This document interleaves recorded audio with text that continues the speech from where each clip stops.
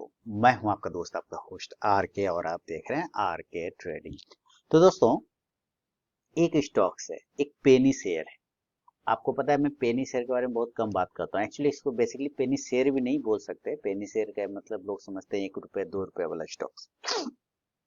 ये बहुत ही छोटे प्राइस का स्टॉक है, 1-2 रुपए से बड़ा है, लेकिन एक ऐसा स्टॉक है जिसमें आगे मल्टी बैगर बनने की संभावना दिखाई दे रहा है। ऐसा सेक्टर है, मैं ये नहीं कह रहा हूं कि बन जाएगा, लेकिन आपको जरूर देखना चाहिए उस स्टॉक्स पर, जरूर नजर रखना चाहिए उस स्टॉक्स पर कि ये स्टॉक्स आगे आने वाले समय में कुछ मूवमेंट कर सकता है। एक जबरदस्त क्षेत्र में काम करता है, जबरदस्त क्षेत्र जो आगे फ्यूचर में रिलेटेड है, यानी सोलर में, विंड में, है ना, एनर्जी में।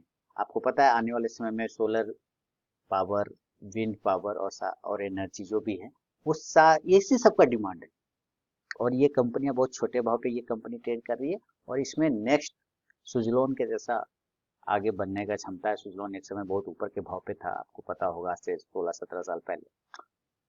अब ये तो नहीं, अभी स्टर्लिंग विल्सन है, बहुत अच्छा है। वारी रिन्यूएबल एनर्जी है, बहुत अच्छा है। वो सब ऊपर के भाव पर है। ये स्टॉक बहुत छोटा है, तो मैं आपको ज्यादा लेट नहीं कराऊंगा, विलंब नहीं कराऊंगा, और लेके चलता हूँ ये छोटा सा शेयर। अगर आपको पसंद आई ये इन्फॉर्मेशन, मैं पूरी डिटेल जानकारी दूंगा, तो मुझे कमेंट करके आप जरूर बताइएगा। चलिए देखते हैं कौन सी कंपनी। देखिए, मैं डिस्क्लेमर फिर से दे दूं, अगर आप इस स्टॉक्स में पैसा लगाएंगे तो आप अपने रिस्क पे लगाइएगा। पूरे वीडियो को देखिए, समझिए, आपको बहुत एजुकेशन मिलेगा कि क्या करती है कंपनी, किस सेक्टर में है, क्या फंडामेंटल है, ये सब बात यहाँ पे मैं आपको करूंगा। तो चलिए, सबसे पहले आप यहाँ पे देखिए, स्टॉक्स का जो नाम है उसका नाम है वीर एनर्जी। क्या नाम है? वीर एनर्जी एंड इंफ्रास्ट्रक्चर लिमिटेड। क्या है? वीर एनर्जी एंड इंफ्रास्ट्रक्चर लिमिटेड। अब आप लोग नाम से देख लिए तो भाग मत जाइएगा, पूरा वीडियो समझिए। भाव आज का 3 सितंबर का कितना चल रहा है? 29 रुपए 40 पैसे पे। मार्केट के बहुत ही माइक्रो, एकदम माइक्रो साइज का है, 44 करोड़ का। करेंट प्राइस 29 रुपए 40 पैसा देख रहे हैं। 52 वीक हाई है 35 रुपए 60 पैसा, लो है 13 रुपए 60 पैसे के आसपास में। स्टॉक का जो पीई है ये बहुत हायर जोन पे है, लगभग लगभग 92 के आसपास में है। बुक वैल्यू 42 रुपया 80 पैसा है, 42.80 पैसे। बुक वैल्यू से काफी नीचे ट्रेड कर रहा है ये स्टॉक। बुक वैल्यू ऊपर है और सीएमपी नीचे है, तो बुक वैल्यू से काफी नीचे है।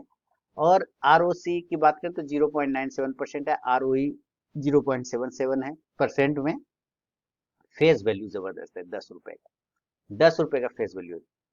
30 रुपए के स्टॉक में अगर 10 रुपए का फेस वैल्यू मिल रहा है तो बहुत ही जबरदस्त है। और डेप्ट, कर्जा देखिए, कर्जा नील बटा सन्नाटा, कर्जा है ही नहीं, एकदम कर्ज मुक्त, डेप्ट फ्री स्टॉक्स। इसलिए मैंने कहा था कि आप पूरा देखेंगे, मैं आपको यहाँ पे पूरा समझाने की कोशिश करूंगा, ठीक है। तो एकदम कर्ज मुक्त कंपनी। ईपीएस 0.10 है, थोड़ा एक से ऊपर हो जाए तो ज्यादा अच्छी बात है, बेहतर हो जाएगा।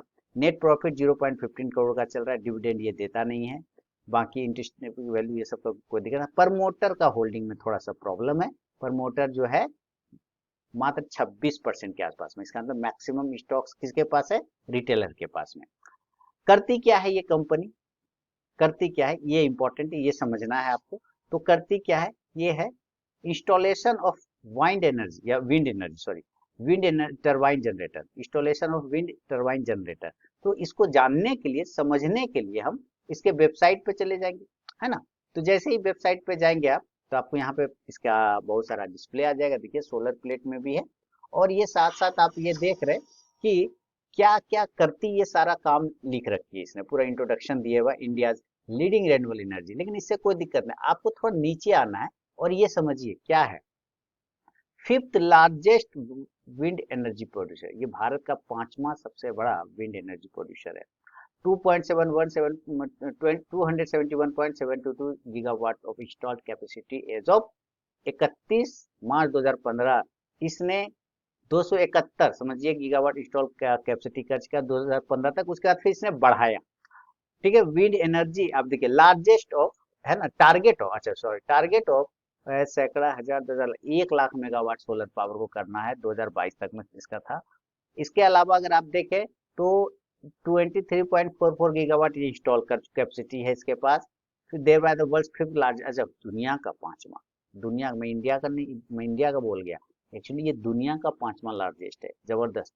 अब यहाँ पर एक चीज थोड़ा सा समझने की बात है कि ये 2022 के बारे में इसने लिखा है ना, और 2000 अभी आप समझिएगा, हड़बड़ाइएगा नहीं, और इसने 2022 के बारे में लिखा, 2015 के बारे में, अभी वर्तमान में क्या कर रही है कंडीशन, ये तो इंपॉर्टेंट है। तो हम जरा वर्तमान वाला भाग भी देखेंगे, और और देखेंगे। अच्छा, ये अपने आप में बता भी रहा है कि रीजन टू इन्वेस्ट, क्यों इन्वेस्ट करना है, इसका कारण बताएगा। आप इन्वेस्ट करना चाहते हैं तो आपको ये कारण भी बता रहा है। लिख रहा है India has the fifth largest power generation portfolio world wide with power generation capacity कितना, economic growth increasing prosperity, a growing rate of urbanization मतलब ग्रामीण क्षेत्रों में, and rising per capita energy consumption has winded अच्छा widened, पता नहीं क्या लिखा है, आप समझ जाइएगा, across to energy in the country. Current renewable energy contribution is at 77 gigawatt of the total installed capacity of 271. और इस 0.722 को दरकिनार कीजिए, इसको डायरेक्ट 272 गीगावाट पढ़िए इन द कंट्री एज। ये जो 2015 है ना, ये आपको अभी के वर्तमान में देखना है। हम लोग इसका वर्तमान देखेंगे, क्योंकि इसने तो आज से 8 साल पहले की बात बोल रहा है कि हम इतना कर चुके थे, है ना, इंस्टॉल कर चुका था, ये बोल रहा है, ये इंस्टॉल्ड बोल रहा है ना, ये कर चुका है। वर्तमान में क्या कर रहा है वो भी देखेंगे। Wind energy is the largest renewable energy source in India, the country offers unlimited growth potential of the solar photovoltaic industry, यानी अब सोलर में भी जाने की ये कोशिश कर रहा है। इसलिए कह रहा है कि ये रीजन है, आप इन्वेस्ट कर सकते हैं, कंपनी खुद बोल रही है। खैर चलिए, कंपनी के बोलने से थोड़ी जाएंगे, थोड़ा सा इसका और मामला समझेंगे। अब इसके कुछ इंपॉर्टेंट की पॉइंट समझते हैं। यहाँ पे क्या क्या ये बता रहा है, क्या क्या ये हम लोगों को समझाने की कोशिश कर रहा है। तो क्या बता रहा है आप समझिए, थोड़ा सा ऊपर करता हूँ। लिख रहा है कि company implements and operates large scale project in renewable energy sector and provides service to develop, construct and operate project that contribute to goal of low carbon and sustainable future। भविष्य में कम कार्बन उत्सर्जन और अच्छा energy के लिए ये पूरा commitment कर रहा है कि भाई हम इसी क्षेत्र में काम करेंगे, एकदम स्वच्छ वातावरण बनाएंगे। ठीक है, इसका मेन फंडा ये है। दूसरा आप लिख रहा है सर्विस के बारे में बता रहा है ये, कि भाई विंड एनर्जी में जो रिसोर्सेज में land sourcing, micro siting, civil infrastructure, electrical infrastructure, installation and commissioning, power evacuation, ONM etcetera. Solar energy में बता रहा है planning and consulting, site inspection, facility study, क्या स्टडीज एंड बेसिक एवोल्यूशन, अपना काम बता रहा है। ठीक है, सर्विस जो ये सर्विस ऑफर करता है ना, कि भाई आप हमसे इस तरह की सर्विस ले सकते हैं। Identification of suitable surfaces and routes for investor, yield forecast and profits analysis, construction monitoring, project management, documentation, implementation and operation. यानी विंड एनर्जी और सोलर एनर्जी से रिलेटेड जितने भी, चाहे जमीन का निरीक्षण हो, चाहे जगह का निरीक्षण हो, चाहे जो भी हो, वो सारे काम ये करती है, एनालाइज कर लेती है।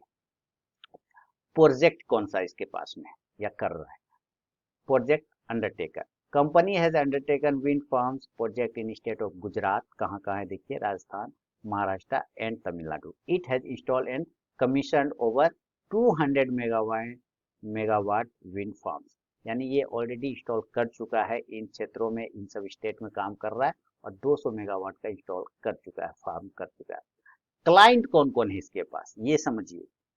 तो गेमेसा विंड टर्बाइन इसका क्लाइंट है, और देखिए एक बड़ा प्लेयर सुजलोन एनर्जी भी इसका क्लाइंट है। सुजलोन एनर्जी भी इसका क्लाइंट है। Indian renewable energy foundation, IREF, ठीक है, Indian renewable energy foundation, Reliance ADAG, ये रिलायंस मैंने अनिल धीरू भाई अंबानी वाला, Mudra online technology, kid stuff promotion, SWL Sterling Wilson, ठीक है, इसी का नाम है स्टर्लिंग विल्सन, ये रिलायंस की company.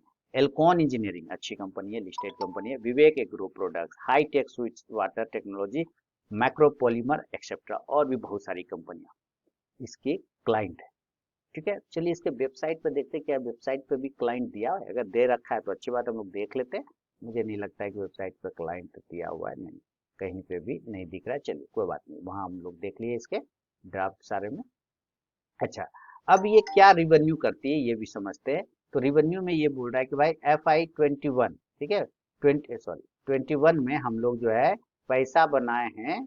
Company generated revenue from sale of product 9%, sale of service 89%, other operating 2%।